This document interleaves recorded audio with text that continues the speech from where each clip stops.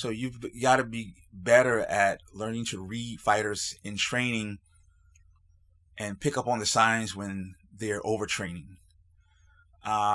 If a runner is some type of athlete, because I don't really know the structure of that running. I don't know if they have coaches or not, but let's say a guy is a high level runner. He's a competitive runner.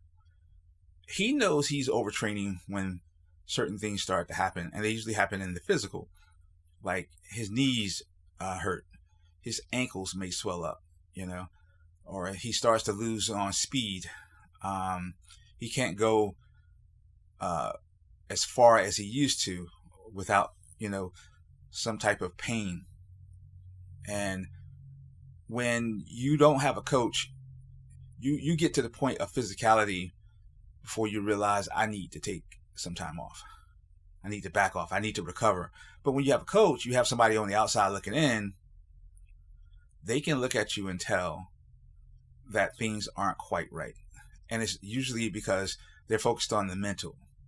For instance, if they say, hey, I need you to do this, and there's no reason physically that prevents you from doing it, but for some reason you can't respond, or you just don't respond fast enough, you don't respond at all, or they have to keep reminding you to do the things that lead up to victory, that lead up to success, something's happened. And that's why every coach should have a mental checklist. It's almost like when the cop pulls you over after he catches you drinking or whatever, and he gives you the sobriety test. Stand on one foot, hand on the nose, say the ABC, say it backwards. You should have a little checklist to make sure that the fighter is still engaged. Because when they start to overtrain, remember, a lot of times, especially on the local level, and you're training amateurs, you're not with them all the time. You're not running them through a 2-a-day, 3-a-day routine. So there's plenty of time that they're doing their own thing. And a lot of newer athletes tend to overtrain because they're not confident. No matter what you put them through, you may put them through some of the best training they've ever had, but they feel like they need more of it. The other problem you run into is so much information is out there: YouTube, Facebook, Instagram, and TV, of course. They're listening to all these coaches saying, hey, my fighter does this, my fighter does that.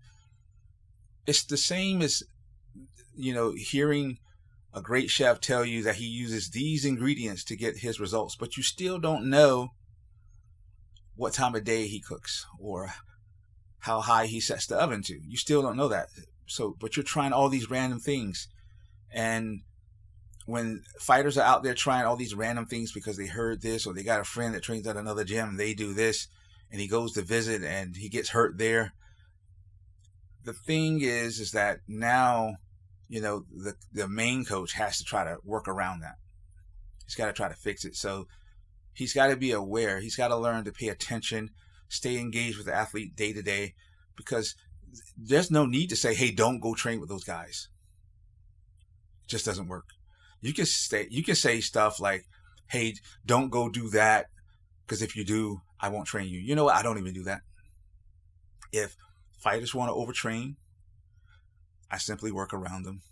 If they want to go train with people I disagree with, I simply work around them. Don't get me wrong. I used to be that coach when I was younger, try to preach their ear off and tell them why they need to only do it our way.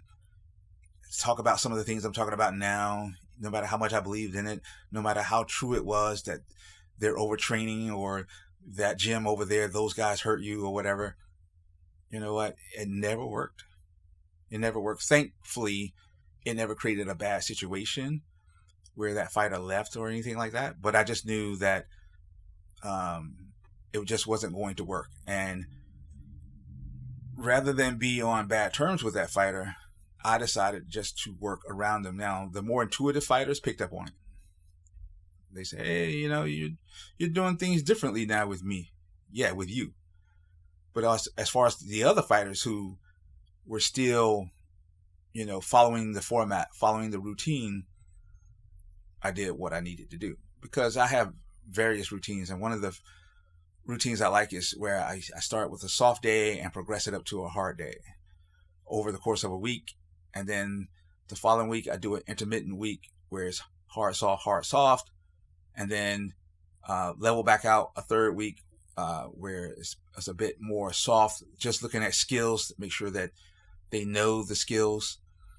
And you have these broken rhythms until you get to the fight, just to make sure that the fighter is engaged. He has everything he needs. He has conditioning. Conditioning is kind of that thing that I kind of, I do a preconditioning early in the camp, if I have 7 to 9 weeks.